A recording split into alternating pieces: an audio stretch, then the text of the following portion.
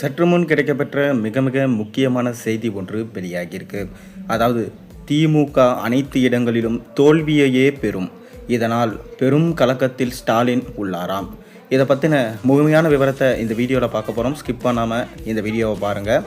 அதாவது மதுரை விமான நிலையத்திற்கு பசும்பொன் முத்துராமலிங்க தேவரின் பெயரை சூட்ட வேண்டும் என்று எடப்பாடி பழனிசாமி பேசியதற்கு பின் உள்ள அரசியல் குறித்து பத்திரிகையாளர் ராஜகம்பீரன் தெரிவிச்சிருக்காரு. அதே போல 2026 சட்டமன்ற தேர்தலில் திமுகவை எதிர்ப்பு வாக்குகள் விஜய், சீமான் உள்ளிட்டோரால் சிதறடிக்கப்படுவதாகவும் கணிச்சிருக்காரு. அதிமுகவிலிருந்து முன்னாள் முதல்வர் ஓபிஎஸ் நீக்கப்பட்டதனால தென் மாவட்டங்களில் முக்குளத்தோர் சமூக மக்களின் ஆதரவு அக்கட்சிக்கு குறைஞ்சிருக்கு. கடந்த நாடாளுமன்ற தேர்தலின் போதே தென் மாவட்டங்களில் அதிமுகவை பின்னுக்கு தள்ளி பாஜக 2வது இடத்திற்கு முன்னேறியது. இதனை எடப்பாடி பழனிசாமி உணர்ந்தே இருக்காரு. இதன் காரணமாகவே மதுரையில் மட்டும் 4 நாட்கள் சுற்றுப்பயணம் மேற்கொண்டிருக்காரு. இதன் பின் திண்டுக்கல்ல 2 நாட்கள் சுற்றுப்பயணம் செய்த இபிஎஸ் திடீரென மதுரை விமான நிலையத்திற்கு பசும்பொன் முத்துராமலிங்க தேவரின் பெயர் சூட்ட அதிமுக நடவடிக்கை எடுக்கும் என்றும் பசும்பொன் முத்துராமலிங்க தேவருக்கு பாரத ரத்னா விருது அளிக்க மத்திய அரசிடம் கோரிக்கை வைக்கப்படும் சொன்னார். எடப்பாடி பழனிசாமி இந்த அறிவிப்புக்கு கிருஷ்ணசாமி, ஜான் பாண்டியன், டிடிவி தினகரன் உள்ளிட்ட பல்வேறு தலைவர்களும் எதிர்ப்பு தெரிவித்தாங்க. மேலும் இது குறித்து ராஜகம்பீரன் பேசுகையில் எடப்பாடி பழனிசாமியின் இந்த குரல் புதிதல்ல, திருமாவளவன் கூட கூறியிருந்தார். ஆனால் தேவேந்திர குல வேளாளர் சமூக மக்கள் தான் மதுரை விமான நிலையத்திற்கு இடம் கொடுத்தவங்க. இதனால் இமானுவேல் சேகரன் பெயரை வைக்க வேண்டும் என்ற பேச்சுகளும் எழுந்திருக்கு.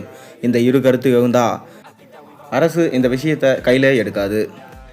இதனால் அதிமுக கட்சி வெற்றி அடைகிறது ரொம்பவே கடினம்தான் என்று ஒரு பக்கம் சொல்லப்பட்டு வருது.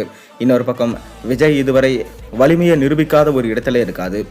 விஜயை நம்பி பயணிக்க முடியுமா என்ற சந்தேகம் இருப்பதனால அரசியல் அனுபவம் உள்ள யாரும் பணியூர் பக்கம் செல்லவில்லை. லெட்டர் பேட் கட்சிகள் கூட செல்லவில்லை. ஆட்சியில் பங்கு, அதிகாரத்தில் பங்கு என்று சொன்னாலும் யாரும் சொல்லவில்லை. அதுவரை நடிகராகவே பார்க்குறாங்க. அவர் பின்னால் இளைஞர்கள் வலம் வருவதை கவனிக்கிறாங்க. ஒருவேளை பாஜக கூட்டணியை உடைத்துவிட்டு எடப்பாடி பழனிசாமி வெளியில் வந்துவிட்டா ஒரு மாற்று ஏற்பாடா விஜய் பார்க்கிறாரு. அதே போல தங்களை மக்கள் நினைவில் வைத்துக் கொள்வதற்காக தேர்தலில் சில கட்சிகள் போட்டியிட வேண்டிய அவசியம் இருக்கு. அந்த வகையில் விஜய் ஒரு 6வது விரலா இருந்துவிட்டு போகலாம். மேலும் டிடிவி தினகரன், ஓபிஎஸ் மாதிரி அரசியலில் இருந்து ஓரம் கட்டப்பட்டவர்கள் மாற்று ஏற்பாடா விஜயை பயன்படுத்தி கொள்ளலாம் என்ற திட்டமும் இருக்கான். அவர்கள் விஜயை நோக்கி போக மாட்டாங்க. முடிந்தவரை அங்கிருந்து அதிகாரத்தை பெறவே முயற்சிப்பாங்க.